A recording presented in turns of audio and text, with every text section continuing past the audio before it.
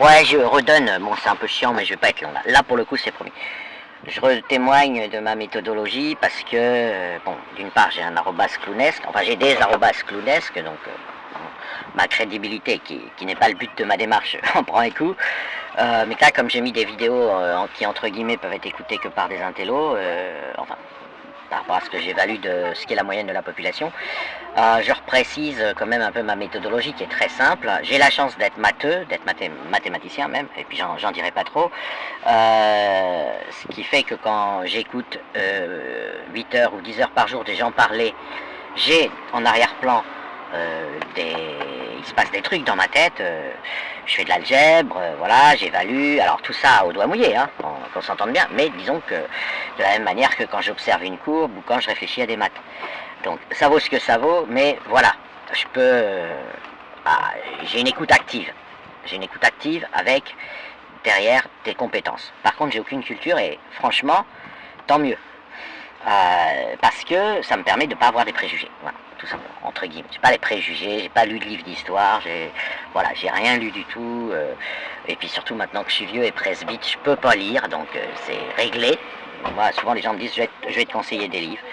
Je dis en tout cas pas pour moi, je vais les mettre, si c'est dans un space, je les mets dans la bulle, voilà, pour que les gens en profitent du conseil qu'on me donne à moi, mais moi je suis presbyte, hein, presbyte, c'est-à-dire on voit que de loin quand on est vieux et on est obligé de lire avec des loupes et de toute façon c'est chiant, voilà. C'est chiant de lire avec des loupes et en plus de ça, au cours de ma vie, j'étais habitué à lire que des maths, voilà, des longues phrases vagues en français, c'est pas trop mon kiff.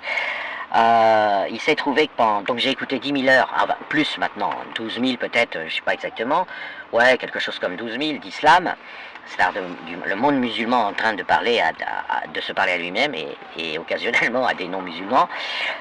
Mais bon, ça c'est le côté un peu récréatif quand ils parlent à des mécréants parce qu'ils disent pas ce qu'ils pensent, donc voilà, ils tiennent pas les mêmes discours quand il y a beaucoup de mécréants présents. Et ont émergé des lignes de force que j'avais pas décidé, et c'est pour ça que je fais cette vidéo, parce qu'on pourrait m'accuser, je fais 10 vues par tweet, mais on pourrait en théorie m'accuser de mettre mes propres biais dans mes conclusions. Or, évidemment je peux pas le faire, mais si je récoltais des témoignages de gens qui me connaissaient avant cette enquête, ils diraient tous que je n'avais pas vocation à produire ce que j'ai produit. Il y a donc eu une rencontre entre moi et ce que j'ai entendu. Et cette rencontre m'a modifié, m'a fait produire des tendances simplifiées, des caricatures, mais ces caricatures, je les aurais pas produites il y a 5-6 ans. Voilà. Concernant mon identification entre le nazisme et une pathologie anti-femme chez l'homme, chez la personne humaine de sexe masculin, en identifiant l'alliance islamo-gauchiste en mesurant, en évaluant son supplément de nihilisme allègre, au sens de l'allégresse, dû à la rentrée subconsciente de l'au-delà dans la tête des matérialistes athées que sont les marxistes. C'est pas des trucs que j'aurais inventé tout seul il y a 5 ans. Voilà. C'est des trucs qui ont émergé avec une très grande violence statistique dans ce que j'ai entendu, qui sont répétés, parfois assumés, hein, parfois totalement assumés. C'est-à-dire que j'ai entendu énormément de gens dire que les femmes étaient des agents du diable, et bon, évidemment en écoutant l'islam, c'est un peu normal que j'entende ça, et que les femmes et les juifs sont complices pour être des agents du diable, hein. Voilà, on va faire simple, et qu'en plus ils sont complices avec les bourgeois pour s'organiser des vacances au ski avec l'argent qu'ils ont ponctionné en exploitant des ouvriers qui ne peuvent pas aller au-delà du camping à 200 km de chez eux manger des merguez. Donc tout ça vraiment, ça a très très violemment et très statistiquement émergé dans le monde actuel. Voilà, et je remercie mon destin de ne pas avoir fait de moi quelqu'un de cultivé, parce que quand j'entends l'anthropologie et l'histoire contée par des gens qui s'y connaissent, je me rends compte qu'ils veulent intégrer par choix dogmatique le temps et l'histoire dans leurs explications, et c'est purement gratuit comme postulat, et en fait il ne marche pas. Et on a un théorème d'effacement quantique d'ailleurs qui le justifie. Mais bon, je ne vais pas ramener le fondement de la physique quantique là-dedans, mais c'est réel, hein, c'est réel. Si je fais un effort, je pourrais même vous donner les 3 pages du cours de mécanique quantique de Feynman qui parlent de cet effacement quantique de manière extrêmement claire.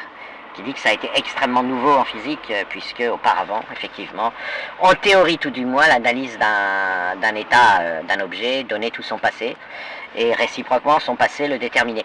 Et en fait non, voilà. Et donc il n'y a pas de raison de penser que cette obsession pour l'histoire, l'anthropologie, l'analyse sur des très longues périodes, chère aux gens cultivés, aux gens qui ont lu beaucoup de livres et qui se font un panorama de l'histoire humaine, marche. Voilà.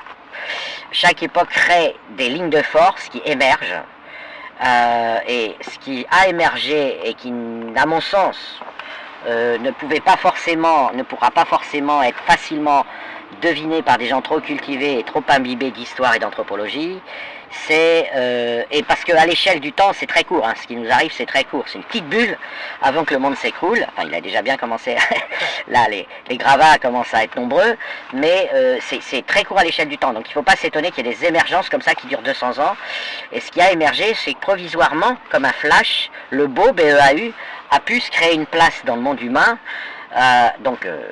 avec comme ambassadeur le monde féminin.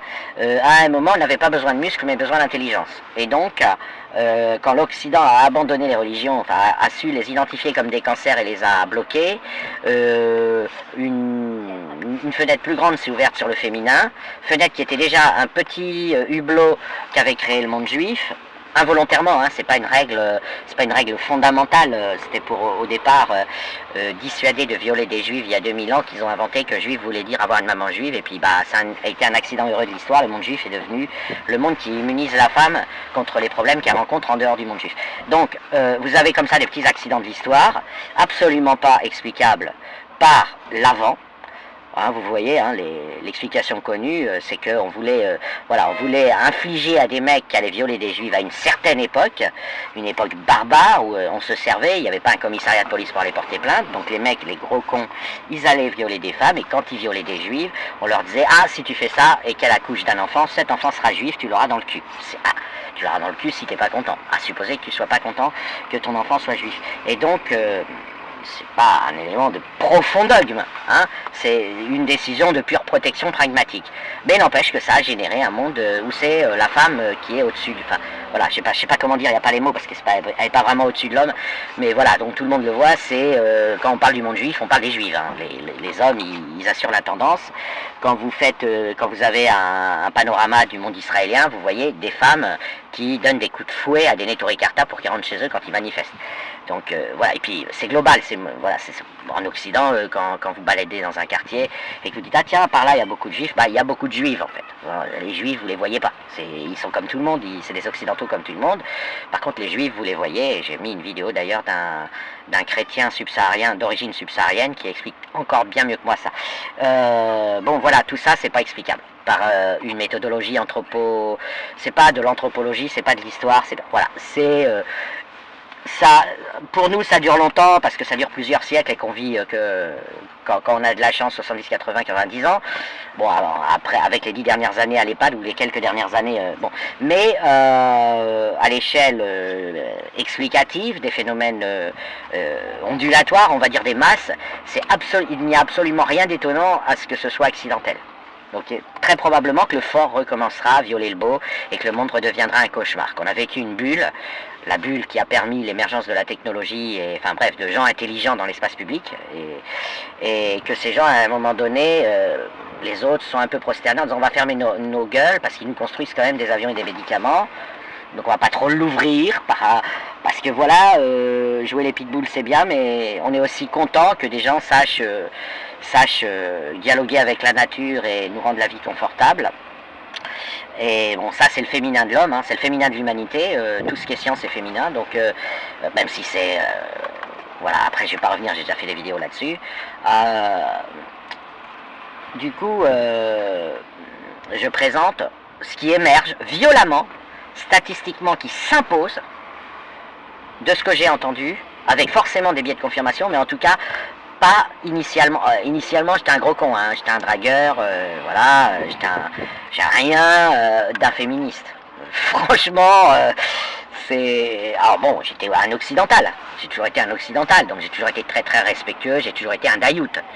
au sens, voilà, au sens un peu modifié par rapport à ce que dit l'islam, puisque l'islam donne exprès une définition qui cherche à faire que l'antidaïoutisme est une qualité et le daïoutisme est un défaut. Donc il rajoute un peu de défaut dans la définition que j'enlève, mais j'ai toujours été un daïout comme tous les occidentaux et comme tous les gens qui respectent les femmes, et voilà.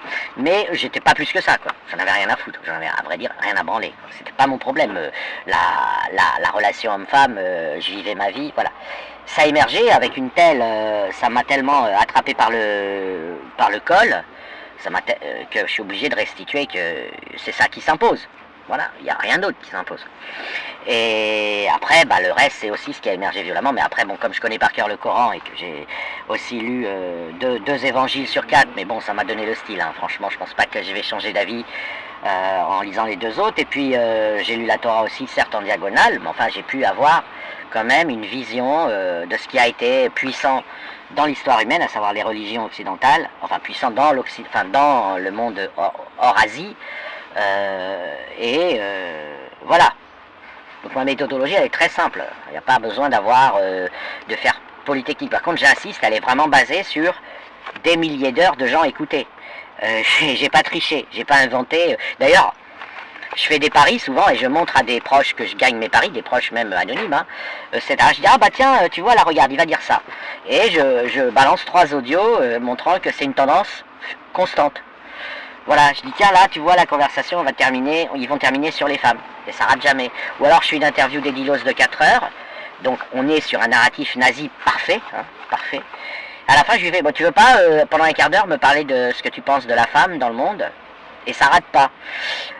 Voilà. C'est-à-dire que vraiment les schémas, à chaque fois que je les teste, ils se reproduisent. Je suis dans le reproductible. Voilà. Après, je peux me tromper, mais je vois mal comment... je sais pas comment expliquer. Statistiquement, c'est quand même assez solide, ce qui s'est imposé à moi, surtout que j'ai jamais retenu quelque chose qui s'imposait pas de force. J'ai laissé tout le contenu émis par les réseaux sociaux, principalement Twitter chez les adultes, principalement TikTok pour les ados, me guider, et j'ai écarté tout ce qui était exceptionnel ou individuel, ou rare, quoi. Et j'ai pris la masse, quoi. J'ai pris ce que j'entendais tout le temps. Donc l'enfer en islam, l'obligation d'être moche, hein, dans le christianisme, un catho, c'est je suis moche, j'ai une femme moche, mes enfants sont moches, ils vont faire du scoutisme, et le beau est un péché. En quelque sorte, est un péché. Je me dois... Voilà, et c'est pour ça que je parle souvent d'un triangle. Judaïsme, c'est Nathalie Portman, qui a dérivé en judéité, puisque les juifs sont devenus agnostiques. L'islam, c'est Islam Makachev, ça tombe bien, il a le même prénom. Et le christianisme, c'est Jacques Villeray. Aujourd'hui, on a un Jacques Villeray qui est un peu tiraillé entre Islam Makachev et Nathalie Portman. Il se dit, avec Nathalie Portman, je risque rien, mais elle me méprise. Ou elle me regarde pas... pour ma beauté intérieure, et puis avec Islam Makachev, on a l'avantage d'être tous les deux moches, mais quand même, c'est pas évident, parce qu'il va me taper dessus. Voilà, je suis pas musclé, il va me taper dessus. Mais globalement, ce triangle, je le trouve très représentatif de tout ce qui a émergé des réseaux sociaux. C'est vraiment robuste, voilà. Et aujourd'hui, tout le monde veut tuer Nathalie Portman. Alors Jacques Villeray parce qu'elle veut pas de lui, parce qu'il est moche, et Islam Makachev parce que elle refuse. Alors lui, Islam Makachev, il lui demande pas son avis, il veut la violer, et elle a réussi à trouver un système de portail électronique pour l'empêcher de rentrer par la force. Et donc il a rameuté tout plein d'autres Islam Makachev pour défoncer la porte, mais ça marche pas, elles sont en métal. Et maintenant il fait du bruit, il manifeste pour que le fort reprenne ses droits sur le beau. C'est tout le phénomène de l'adhésion des musulmans à Poutine et à des dictatures immondes mais matérialistes athées, hein, un peu catho avec Poutine, mais enfin ça s'est fait sur le tard.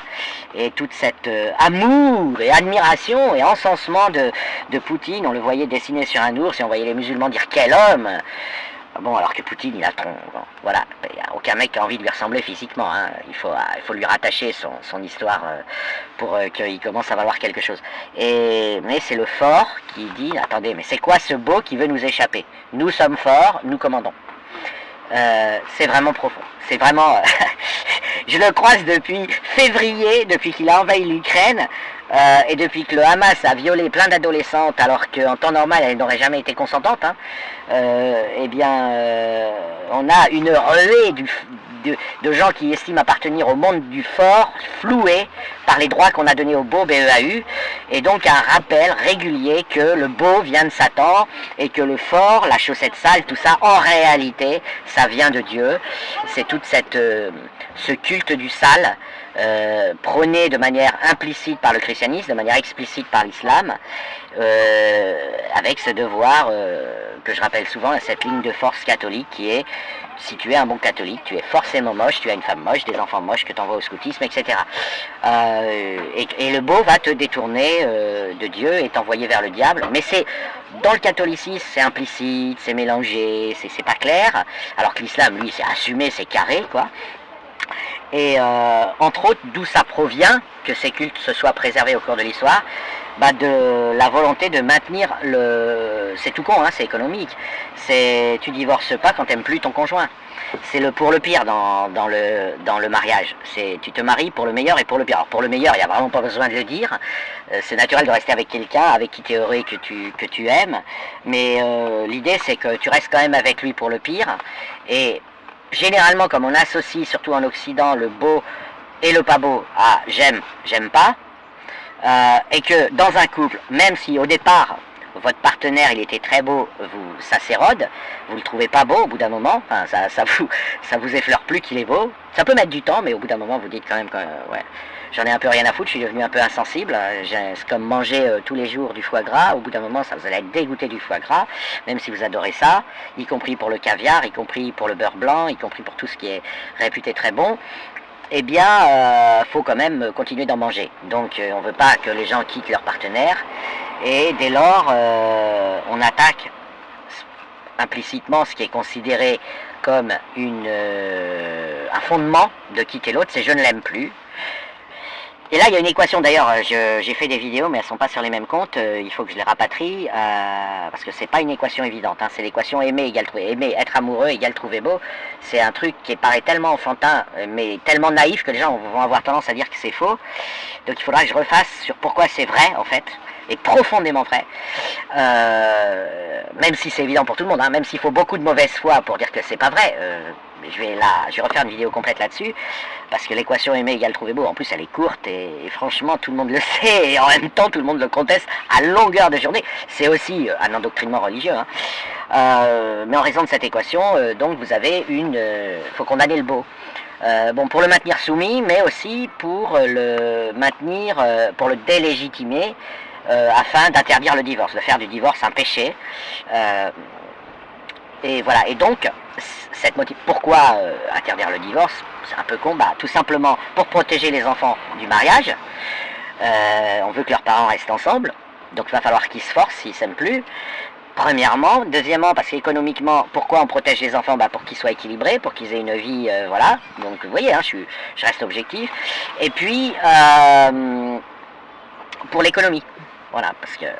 Et bon, je vais pas faire un dessin, c'est assez évident. Et le problème, c'est que quand les deux personnes partenaires dans un couple n'évoluent pas de la même manière, il y en a forcément un qui va vraiment en avoir. Même, c'est pas marre de l'autre, mais il va plus l'aimer, quoi. Enfin, déjà, à vrai dire, on ne s'aime plus mutuellement, hein. Mais bon, en plus, il va y avoir des déséquilibres qui vont se produire.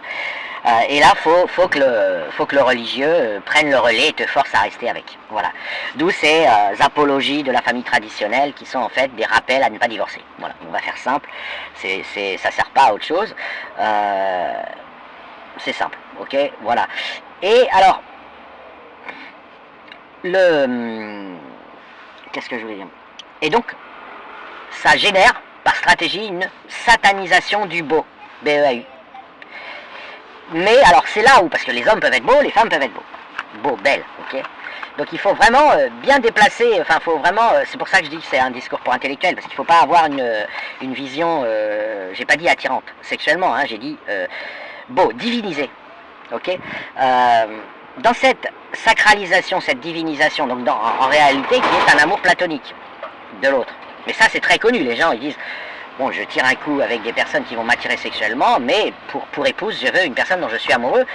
C'est tout simplement parce que je vais la diviniser. Okay, et donc ça marche très bien pour les religions, ça tombe bien, c'est interdit. Alors l'islam, c'est carrément officiel, le shirk est le pire péché de l'islam, tu n'adores qu'Allah, donc si tu divinises la personne dont tu es amoureux, qui est vraiment la seule réelle et profonde et infaillible façon de faire du shirk, c'est de diviniser en amont, de manière immédiate, de manière pulsionnelle, l'autre, la personne dont on tombe amoureux, vous la divinisez.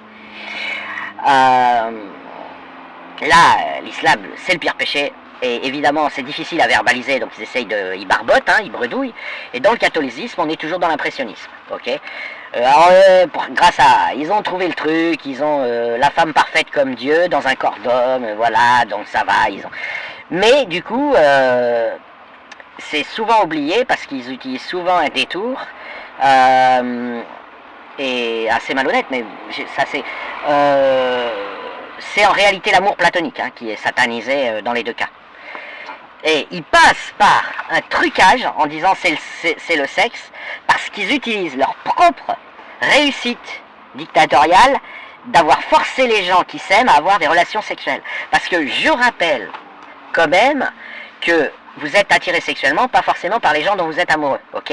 C'est même assez difficile à concilier parce que faire l'amour avec Dieu, c'est quand même pas évident. Donc quand vous avez divinisé une personne dont vous êtes amoureux, vous aurez, même si les gens savent le surmonter, tendance à vous reprocher de la souiller si vous lui faites l'amour. Ok, en plus, allez devoir la déshabiller, ses vêtements faisaient partie de la sacralisation, etc. Et réciproquement pour l'homme, hein, ça marche dans les deux sens. Donc là, c'est très rigolo. C'est très rigolo parce que en réalité, ce que combattent vraiment les religions, alors l'islam c'est carré, mais l'islam il est même pornographique. Assumé en raison de ça, du moment que c'est dans le mariage, il n'y a pas de souci, tu peux y aller, tu peux être un gros dégueulasse dans le mariage, mais le catholicisme ayant eu une technique plus impressionniste, il fait semblant de combattre les bordels, mais il combat les dîners en amoureux. Hein. Mais pas avec, si c'est pas avec ton épouse, c'est... Voilà. Et donc ça prête à confusion parce qu'il s'affiche comme combattant le croque-top, les bordels et tout ça. Enfin, c'est très mélangé.